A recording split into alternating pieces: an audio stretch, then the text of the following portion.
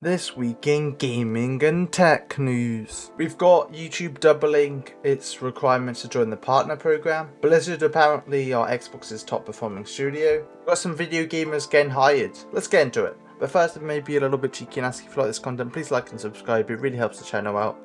And if you hate me, you can unsubscribe. So let's get into it. Okay, so the first story is going to suck for us small creators out there, as YouTube have basically doubled the requirement to join the partner program, making it so you still need the 1,000 subscribers, but you either need 8,000 qualified watch hours over the 12 months or 20 million short views over the last 90 days. Both those requirements were the first one being 4,000 watch hours and the second one being 10 million views on shorts. And honestly, I think this is just to combat AI on the channel. There's going to be a lot of AI shorts especially. But I think it's a lot easier to make these videos. So like, how can we make it harder for AI content creators to be a part of the program, as they can just channel out content really quickly. But the thing is, this sucks for a lot of creators, especially animators. That takes so long to do, and now it's going to be really difficult to be a part of the program. I don't know how you can really sort this problem out though. Reducing AI content that's just, like you can tell, is just AI slop. This does come into play in 2027. January 31st. So still a bit of time to make it to the current requirements. Next, I would not have thought it would be Blizzard Entertainment being Xbox's golden child, but I guess with Overwatch and Diablo helping, it becomes Xbox's top performing studio. I personally thought it would be Mojang with Minecraft, but according to the Blizzard's president, it was the first back-to-back years of growth since financial year 17, so that's nearly 10 years ago now. But yeah, I do think the changes they made to Overwatch have really helped it, and I'm not big into Diablo, but I think that has really helped them as well with the DLC expansion. Yeah, I do think like maybe the Activision buy for Microsoft will actually pay off. I definitely think Xbox is still losing so much money. But I do think like another timeline, it definitely and easily could have been Bethesda if management went right, if they had games more frequently. I definitely think it could have been Bethesda. Next, I'm going to keep on Microsoft now because there's a bit more Microsoft news. With Xbox now requiring Australians to prove their age to access games 18 plus. But games you already own won't be affected. There's also Xbox PC Game Pass titles are coming to Linux through Exodus, so allowing Xbox PC titles to run on Linux, and I'm all for this. Having more games on Linux hopefully can make more people use Linux, but I'm all for pro-choice, having other systems, and if Linux as well, that might make Microsoft actually focus on Windows.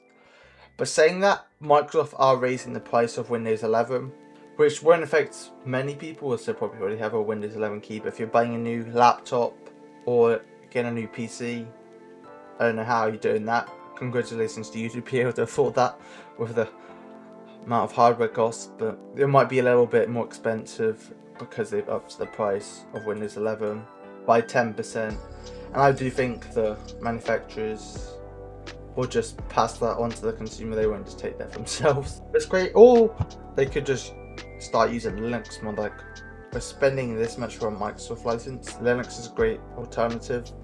I've used it and I really enjoy it.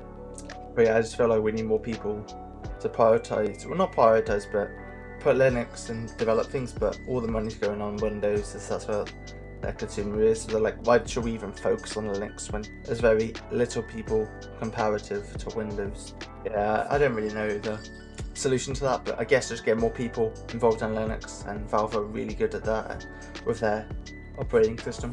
Finally, on Xbox for this video, Xbox CEO Asher Sharma has teased a live playthrough of Elder Scrolls 6, given a live reaction.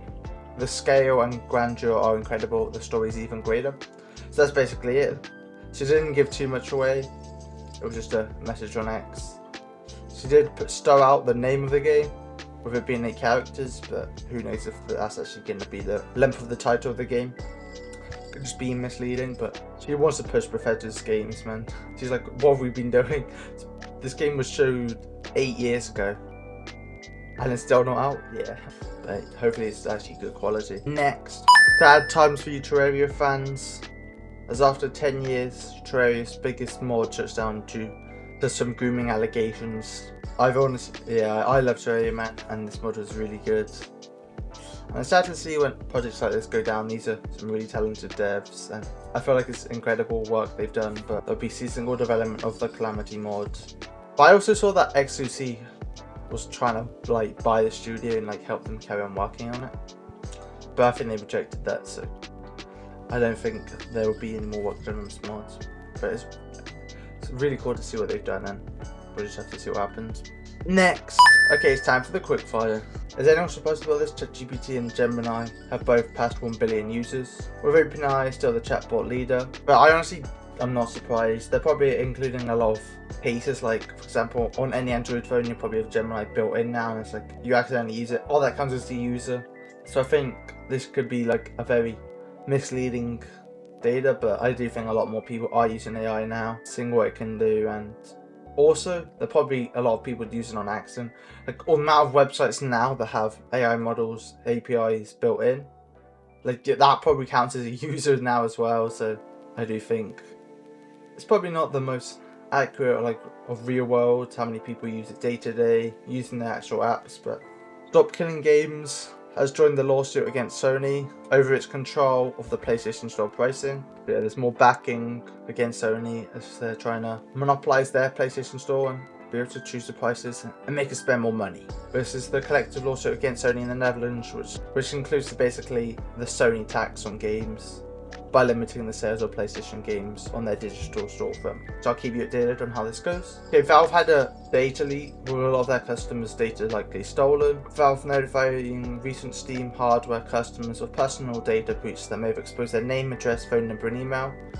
This includes people who purchased the Steam Deck, the Steam Machine or controller within Europe over the past 90 days who might be impacted. They said that passwords and payment details are not at risk. It was through one of their third-party companies, Squidzeyy Logistics, which is their European distribution firm, who Valve used to ship Steam hardware across the continent. So just be careful if you've purchased any hardware from Valve recently.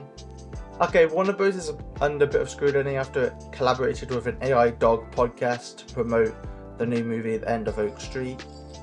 And I do think this is a bit of strange marketing, like an AI dog podcast. Do anyone really watch that?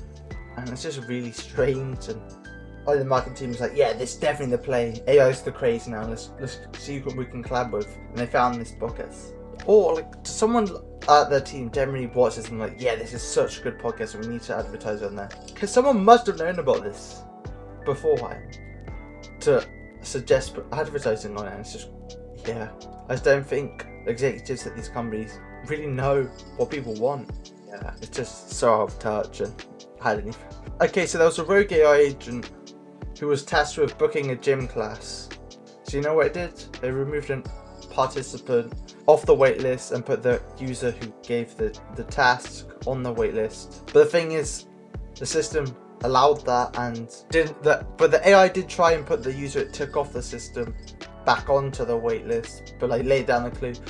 But the system doesn't allow that, so that user take it off the waitlist.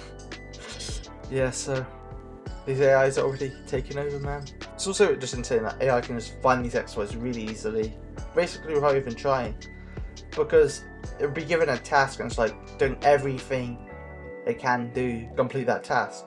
And that's why you need that human intervention, because you know, like, what's ethical and what's actually legal.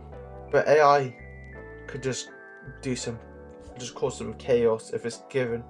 Like, even that's quite a small, not really that harmful of a task. But imagine something more important, like global warming.